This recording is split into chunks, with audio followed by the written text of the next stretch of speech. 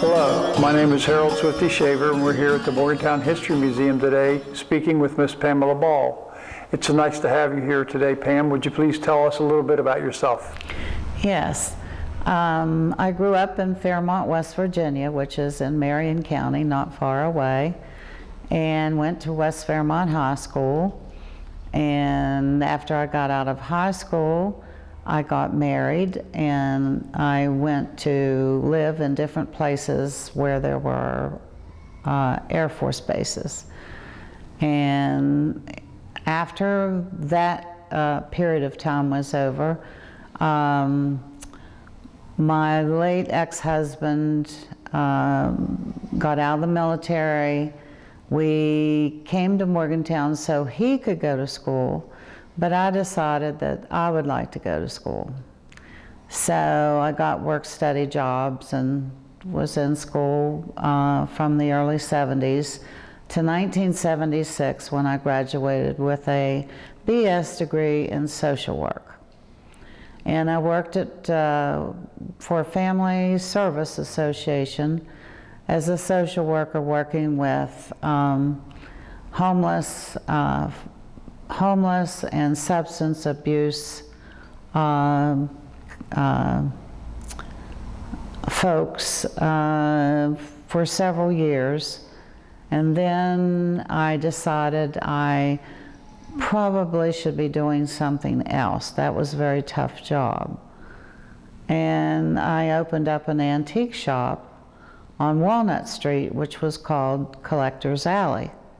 I've been collecting antiques and collectibles for a long time, so I sort of put that to use in the shop, and it was a very cute shop. It was on the top of Walnut Street. And we specialized in unusual items.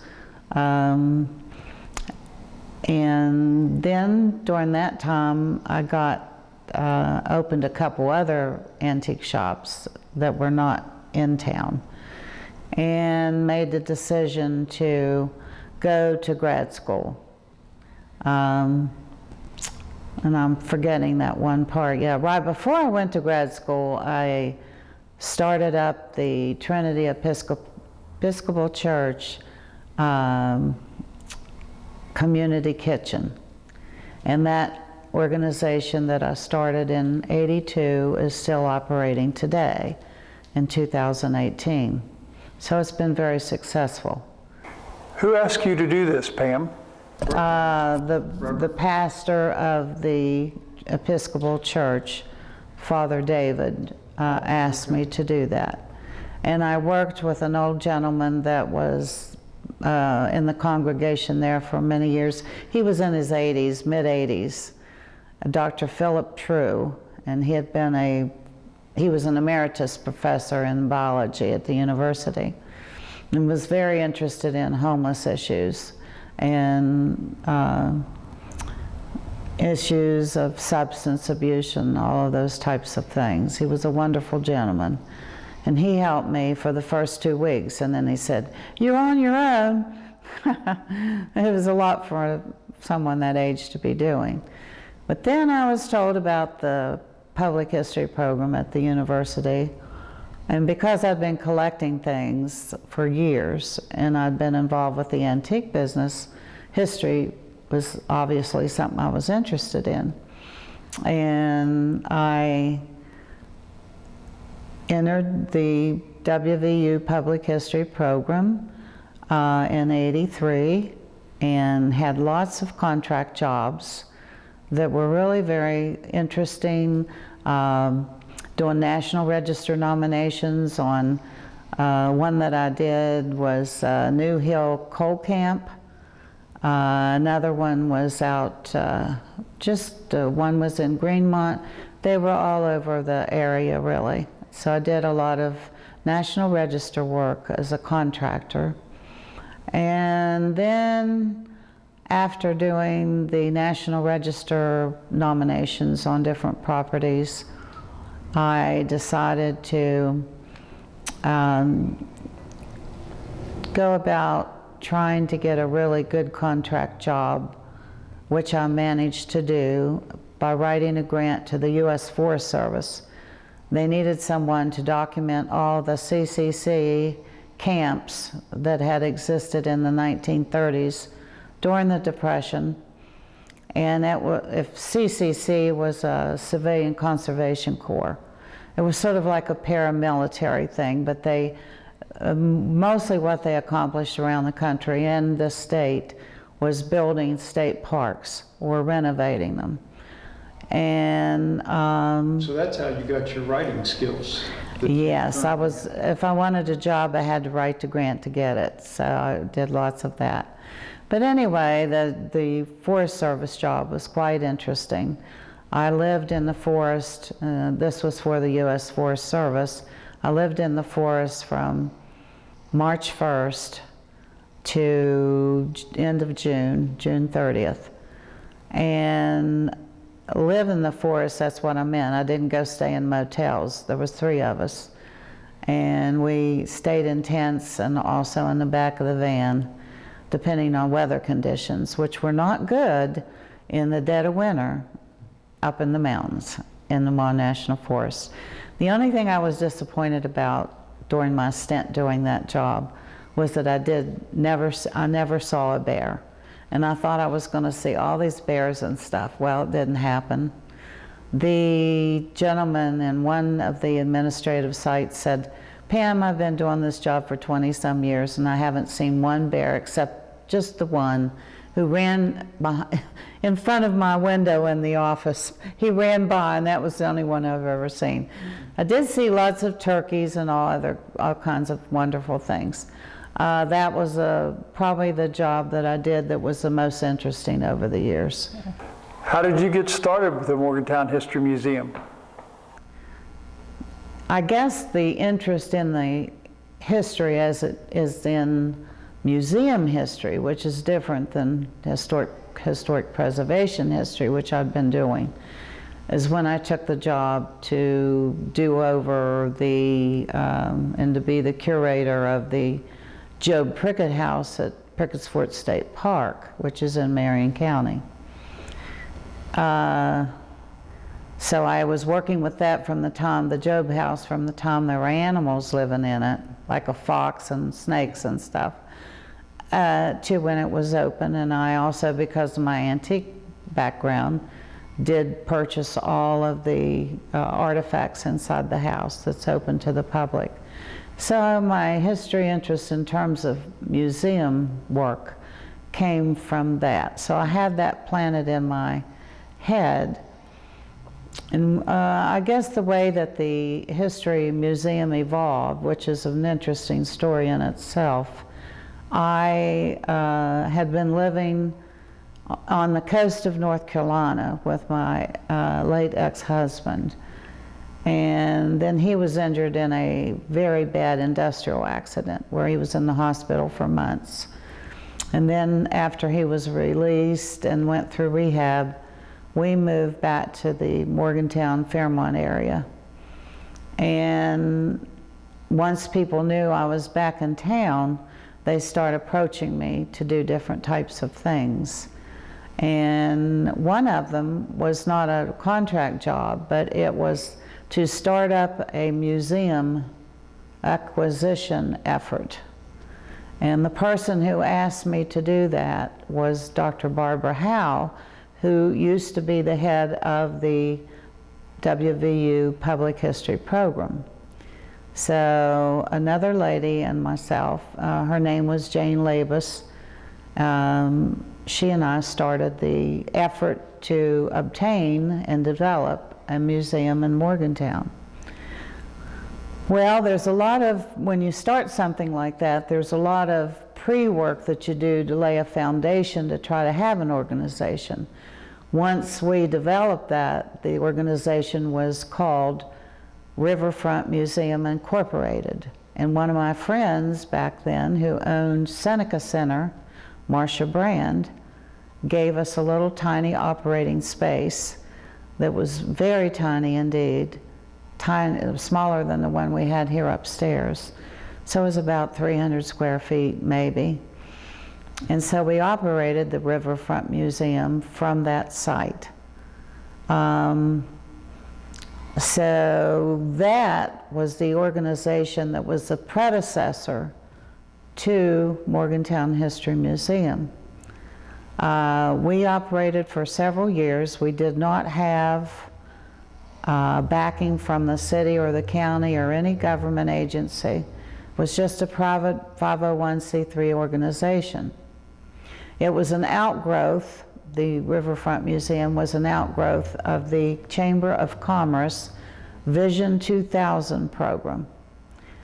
And then about a year into putting together this effort called Riverfront Museum Incorporated, the woman who was president of that organization, Jane Labus, died in the TWA 800 disaster over Long Island Sound. So I was voted in, because I was the vice president, to head it up. And that's how the Morgantown History Museum evolved, but that was the predecessor organization, and it evolved eventually into the Morgantown History Museum. I always had in the back of my mind Jane and what we were trying to accomplish, and I felt driven by the fact that she wanted that so badly, and I did too. So I stayed with the Riverfront Museum. We had some events, we collected some stuff. We were given a gift of 5,000 pieces of Seneca glass by a gentleman, Mr. Cohen, who used to own Cohen's Furniture Store. And that sort of started it off in a real way.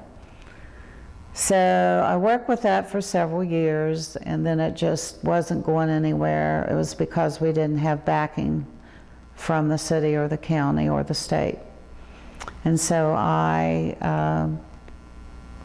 separated myself from it because it was taking up all of my time, literally. So it didn't last very long after I stopped. And the items that we'd collected, the city decided at that point to take what we had and put it in storage for us, which they did do at the old Wiles Hill School. They put it where the gymnasium is now.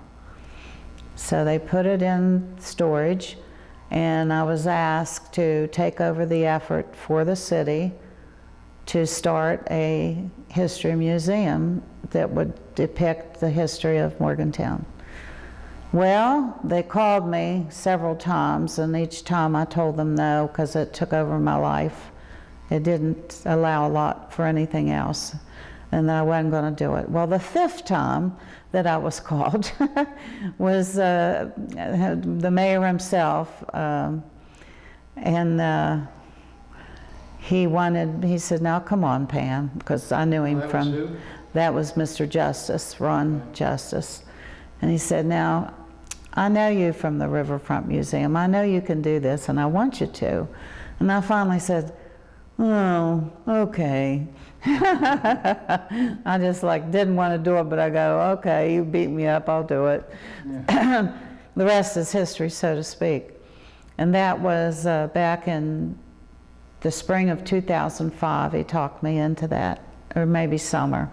I had my first Morgantown Museum Commission meeting in August of 2005, and had a pretty good commission to start up with. And they didn't expect me to move fast with it, because they told me later, "You moved much faster with this than we anticipated." They didn't know that I'd want a real place. They just thought I'd meet for a long time or something. Mm-hmm. I said, "Listen, if you hire me, or if you choose for me to go running down the field with the ball, I'm not going to stand still. I'm going to run." That's what I did. I said, "I want this to happen while I'm still breathing." Yeah. You know, that's my purpose here. Mm-hmm. So we started up at that first meeting, August 2005. And by December, I had us the space upstairs in the old Tanner office complex. It was very tiny, but it worked for a beginning. And we had our first little small museum opening on West Virginia Day in June of 2006. And then we just kept going with it, and we've taken it quite a long ways. The night we had the opening for the space downstairs in December of 2011, and I saw like 600 people trooping through here all night long with wonderful food that was from a fancy caterer, and people having all their beautiful, nice, fancy clothes on. It seemed like it was a fairy tale, and that it couldn't be true. Because I'd worked all those years from 1995, and here it was 2011, all those years to do this, and then it happened. It happened, yes. It happened, so it was like unbelievable almost. How is the Morgantown History Museum funded? The funding comes primarily from the city of Morgantown. They've been our main support since they started us up in 2005. They pay the majority of our expenses, and then we pick up other expenses for special things. We also have gotten help since 2009 or 8 from, I think it was 2009, from the Morgantown Monongalia County Commission. I've written grants to them every year, and thus far I've been given money every year, and we've used it for things that we couldn't possibly afford, like computers and refrigerator and all types of equipment that we've needed. We also got a large grant from Senator Beach through a program that he told me about that provided a stipend for something in Mon County, but nonprofits that needed a stipend, and we were chosen as one of those few people to get one. They only gave me about a minute to decide what I needed, though, when that happened.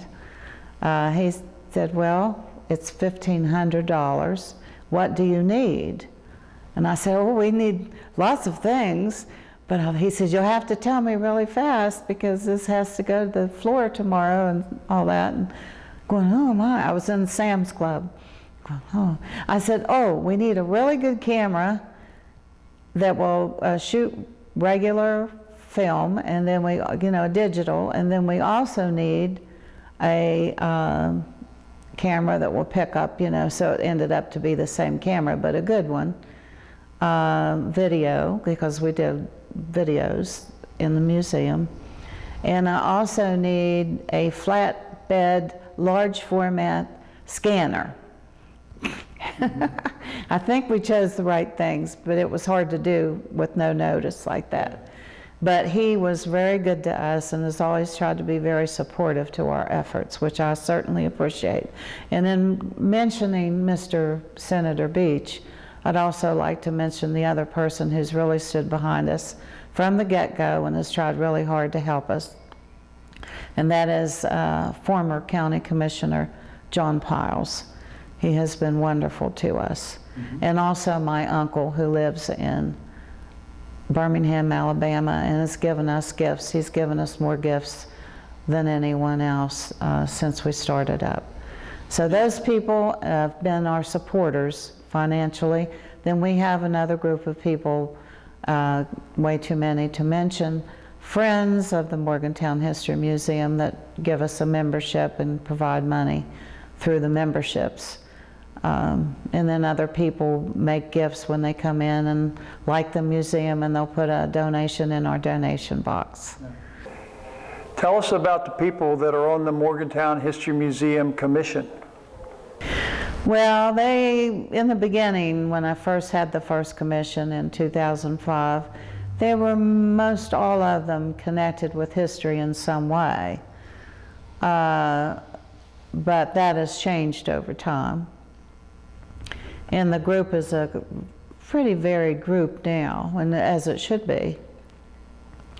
We've had people that, one member that stands out in my mind is Tim Turman, who he's no longer here in town, but He was the head of communications for WVU B&E School, but he's the one that started the Flatboat Project when he was here. That has still not been completed at this point, but we hope it will be in the future for Phase 3. But he was an interesting commissioner over time, but he was, you know, a communications person. We have another person who, Christy Venom, who works at the WVU West Virginia Collection Library. We have Rick McEwen, who is an interior designer for Chuck's Furniture here in Morgantown. We have Matt.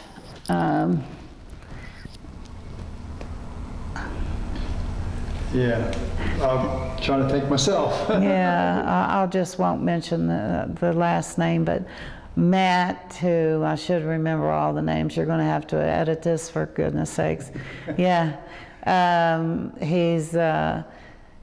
he was a contractor doing historic preservation contracting, but now he's back in school for art and design. And we have, let's see, Ron Delaney, who is the city council rep for us. He's the city councilor and has been very effective since he's been on the commission as of last year. Let's see. Rodney Piles. Oh yeah, Rodney Piles. Rodney is a House of Delegates member in the West Virginia legislature, and we have had in the past, she hadn't been able to attend meetings for a little while, but she was still a member and volunteered as she could, and that was Pamela Casto. She was a NASA scientist, but she died 2 weeks ago, and she did a great deal of work with us over, I think I met her at an arts walk. Arts on the River, yes. And I wanted her to join because she had archaeological experience. None of us had. We had history experience above ground. She had history experience below the ground, archaeologist, as a person who was a amateur archaeologist, but very seasoned. So we had her, and we certainly will miss her, that's for sure. She would be doing more as she retired, and she was going to retire next year. We had Jim Snyder. Jim Snyder is an interesting fellow. He's sort of been in a holding pattern right now for working with us. It's funny you say a holding pattern. Yeah, it is. His background. Yes, that's right. Flying airplanes. Flying airplanes, yeah. But he, throughout his lifetime, for about 40 years, he was the head news reporter for the ABC News in Washington, D.C. He was... And NASA. And he also worked with NASA as well. And he was considered, and is considered, one of the main forces in terms of knowledge of the space program. Mm-hmm. Very knowledgeable man. Well, the current mayor has been very active with the museum, Bill Kowecki. He's had an interest in the museum since we were upstairs, actually, when he wasn't even on city council back then. Jenny Selin is another person on city council who's been on city council for a very long time, who came to our museum the first opening we had in 2006. She continues to be a force, like Bill Kowecki, in trying to help advance this effort. And we are in a process right now of trying to get a different space to operate in. I've been meeting with people from the city and from your community foundation, and as the other group is Mr. Cutright he runs the Brick Street B&E, WVU B&E School entrepreneurial program. And he's working with us to develop a long-range business plan for the museum. And we're also trying to get a different operating space within this group that's functioning. That started up last fall and is continuing probably till sometime this summer. That's a big effort we've been involved in more recently. I was trying to think of other people who headed Bow Park, and the current Mrs. Wiles, who is the head of Bow Park. Yes, they've helped us quite a bit over time. Darryl DeGriff in the past. Darryl DeGriff was my favorite, really my favorite commissioner. That guy worked so hard. One of the things he did when he was on the commission when we first started up, soon after we started up in August 2005, I got a call from my old friend Bruce Summers, who owns Pathfinder. And he said, I know that you're doing this, starting up this museum. He said, I'm going to close down the bike shop on the waterfront, and I've got wooden cases that you might want. You don't have to pay for them, but they need work done. Well, that was an understatement. We were glad to get them, and we used them, and we still do have them. But Darryl DeGriff was ready to roll with trying to fix those cases, and he'd work all day out at the winery, Stewartstown winery, and then would come in upstairs and work on renovating those cases. And it took him 80-some hours to strip those things, get glass in them, and to put a finish on them. 80-some hours when he was already tired. And no matter what I ever asked him to do, he was right there to do it. But unfortunately, we lost him as a member because he took a really good history job in Beverly, West Virginia, which is right outside of Elkins. We were sad to lose him, but we're glad he got a job in his field finally. Yeah, he was a great one. Oh, I'm remembering Charlie Byer is one of my favorites too, and I failed to.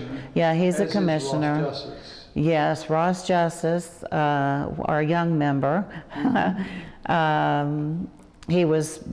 Ross was the person who got us the Manette drums that I've been wanting for a long time for the museum. He was able to finally pull that off and get those for us from the Manette Drum Company.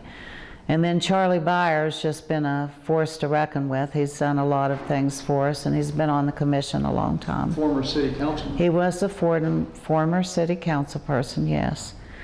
Yep, very effective. Always willing to help when he can. How many people does the Morgantown History Museum get in a year? Around 1,800 per year. That's quite a bit. That's yes, it is. Visitors. Yes. Plus all the parades that we go downtown, and all the people that. Well, that was thousands, Swifty. I'm glad that you restored that VW mascot car for us to use. That was really great. I try to promote it with my love bug. Try to promote the museum on parades. And yeah. stuff. What exhibits have you had at the museum? Well, I'm going to start out with the smallest one we had, which was the first one we had. It was very tiny. It was in that 400 square foot entryway space we had upstairs. And it was in, as I'd mentioned, it was June of 2006, West Virginia Day, and we had it on West Virginia Day.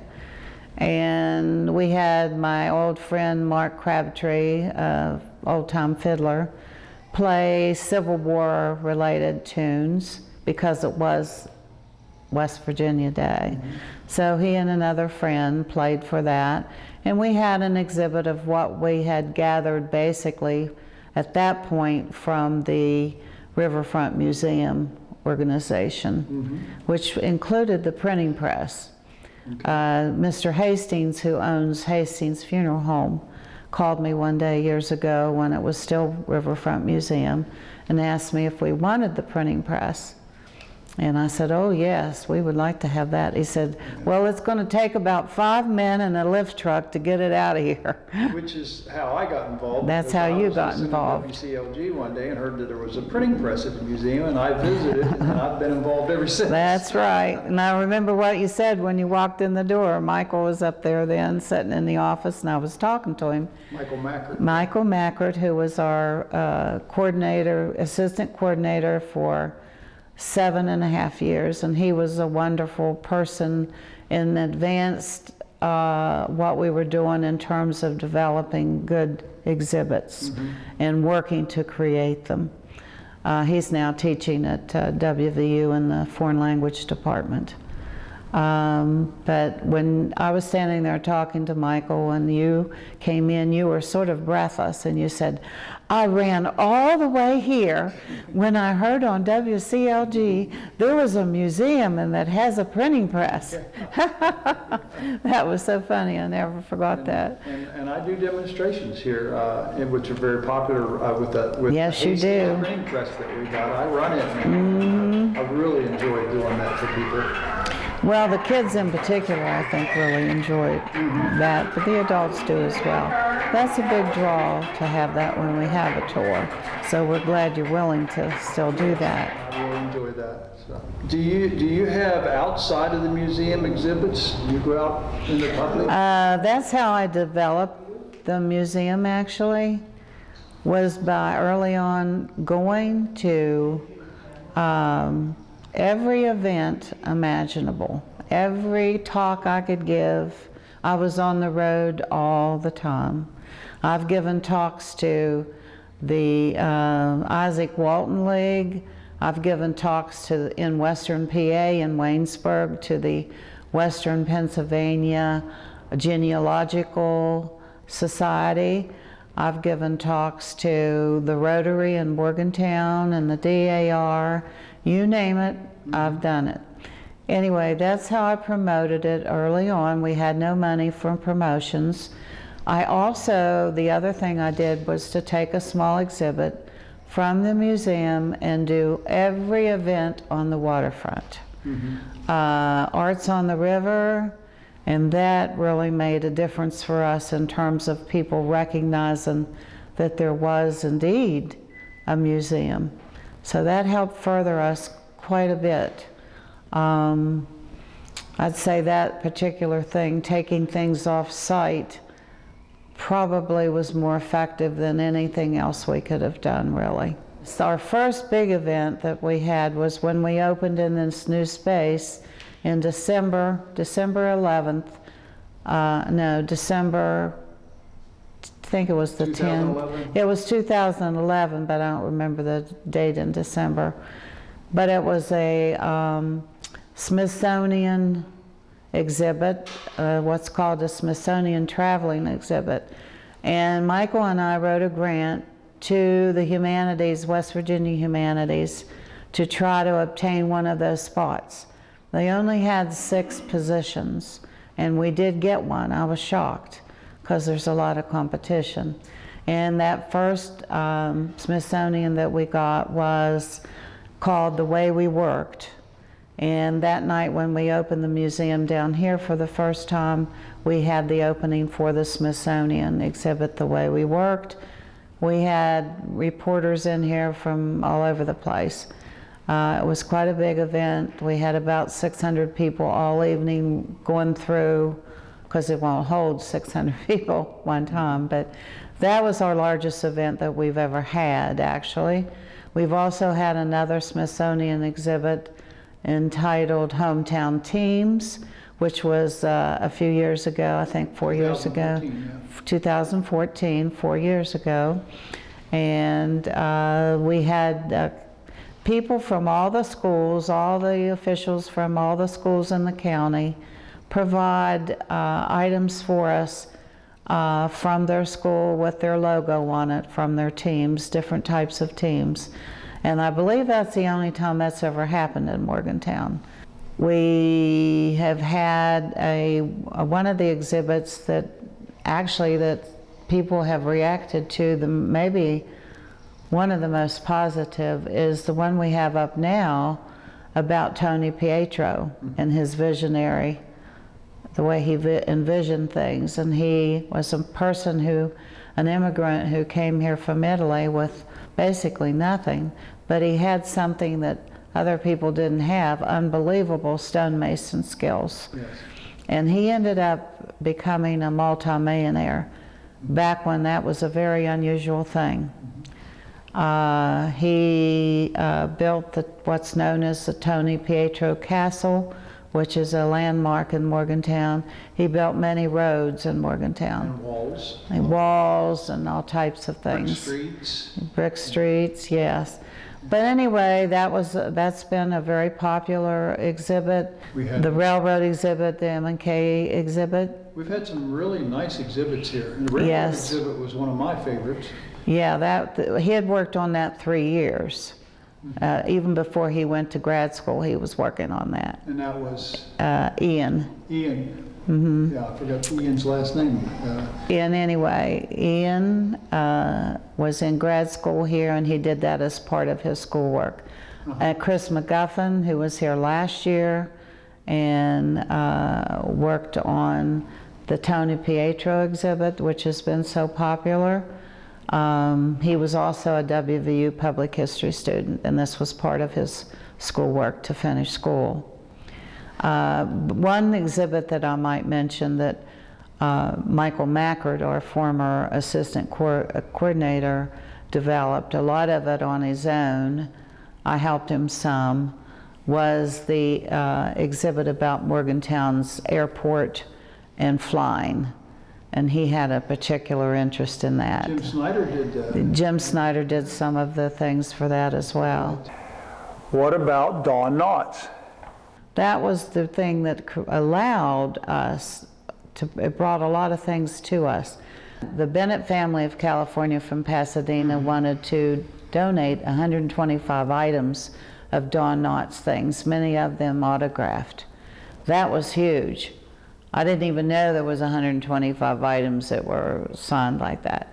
So I started communicating with that family in September of 2006, and by February 1st, I believe it was, of 2007, the family sent me by UPS the 125 Don Knotts pieces.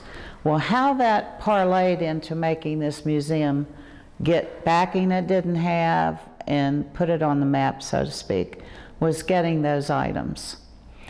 And the reason that is true is because John Piles, that I mentioned earlier, a county commissioner, knew Don and was really very interested in him, knew the family, and when he found out that we had received 125 items, I was asked to write a county commission grant proposal to try to get some county money.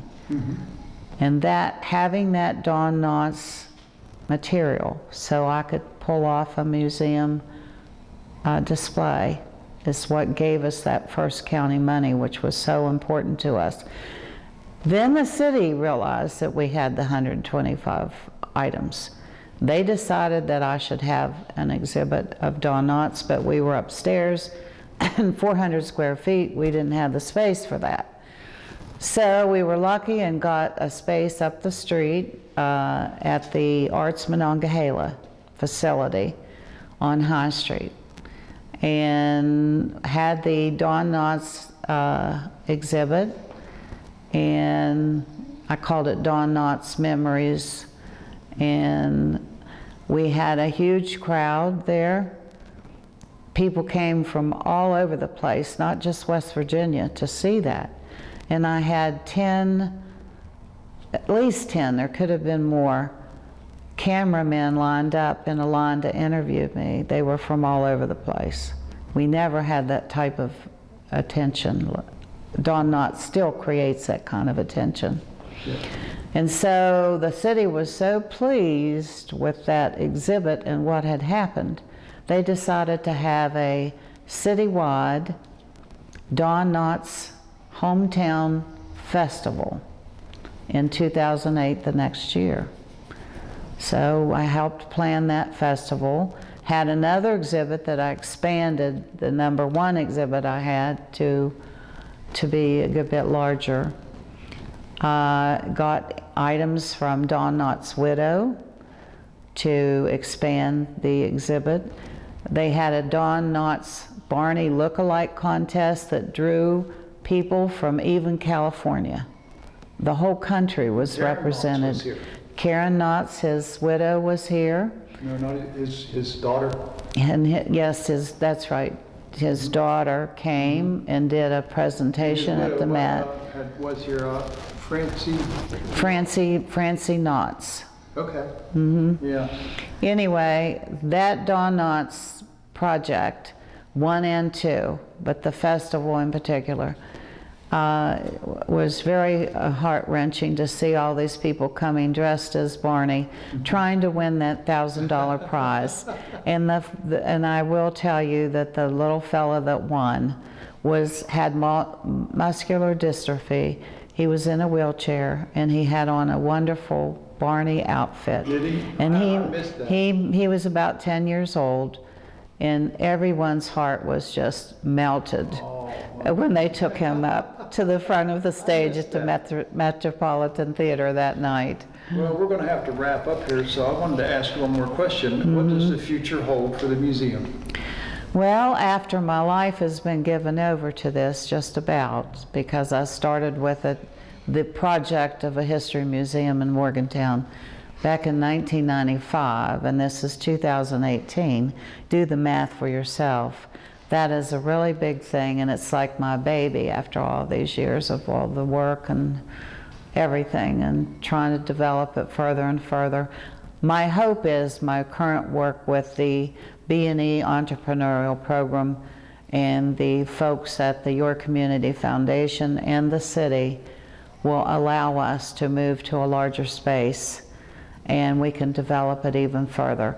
I would like for the building someday to have a building just for the museum.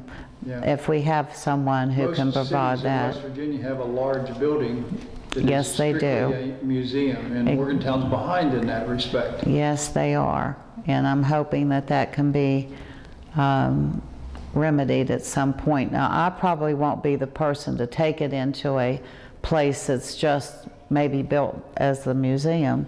Someday it will be. And have its very own curator and everything like that. Like It there, should be. yes, Yeah. like there should be at that point, because they'll have to at that point. Yeah. Yes. Well, thank you, Pam. Well, thank you, for Swifty. I appreciate that. And from all of us at the Morgantown History Museum, we'll see you the next time.